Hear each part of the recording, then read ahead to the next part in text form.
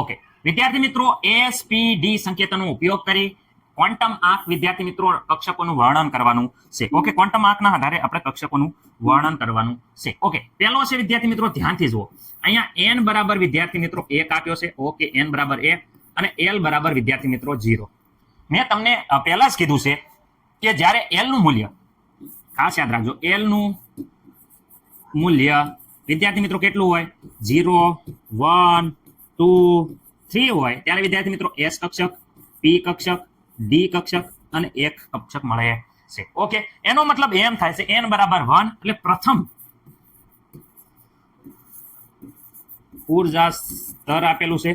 Okay પ્રથમ ઊર્જા સ્તરમાં ખાસ યાદ રાખજો કહે છે n બરાબર 1 l બરાબર 0 વિદ્યાર્થી મિત્રો 0 અહીંયા જો l બરાબર 0 એનો મતલબ થાય છે 1s કક્ષક. કઈ આપી છે 1s કક્ષક. વિદ્યાર્થી મિત્રો ખાસ યાદ રાખજો પ્રથમ ઊર્જા સ્તરમાં 1s કક્ષક હશે, માત્ર 1s હશે. ઓકે આમાં મને નથી લાગતું કોઈને પ્રોબ્લેમ હોય. સર બીજાની વાત કરો. ચલો અહીંયા જુઓ અહીંયા આપ્યું છે. ઓકે અહીંયા વિદ્યાર્થી મિત્રો b બરાબર જુઓ n બરાબર વિદ્યાર્થી મિત્રો 3 આપ્યા છે. ઓકે સર અને l બરાબર જુઓ કેટલા આપ્યા છે 1 આપ્યા છે. ઓકે l બરાબર 1 તો અહીંયા તમે કહીએ કે ત્રીજા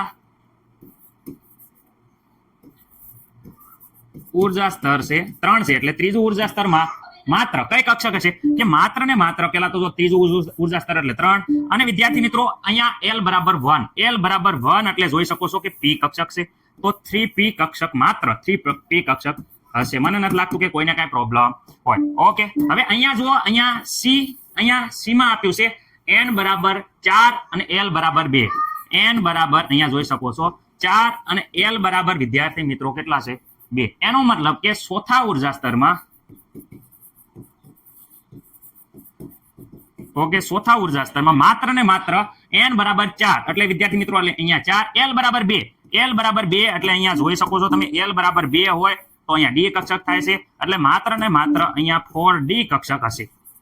કઈ કક્ષક હશે 4d કક્ષક હશે. મને નથી લાગતું કે હવે કોઈને કાંઈ પ્રોબ્લેમ હોય. અહીંયા સર એક રહી ગયું છે d માં તમે જોઈ જુઓ n બરાબર વિદ્યાર્થી મિત્રો આપ્યા છે 4 અને l બરાબર આપ્યા છે 3. દરેક વસ્તે જો n ની કિંમત હંમેશા વધારે હોય ત્યારે કક્ષક શક્ય બને છે, l ની કિંમત ઓછી હોવી જોઈએ. ઓકે અહીંયા વિદ્યાર્થી મિત્રો કયા કક્ષક 4 એટલે વિદ્યાર્થી મિત્રો આમાં પણ ચોથા ઊર્જા સ્તરમાં છે.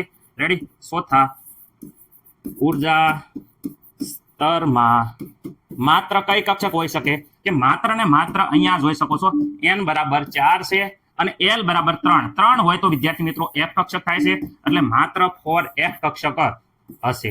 ઓકે મને નથી લાગતું કે કઈ પ્રોબ્લેમ હોય. 4 મુદ્દા વ્યવસ્થિત રીતે લખી નાખો.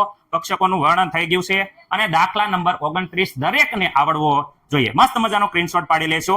રેડી ચલો પાડી લો સ્ક્રીનશોટ.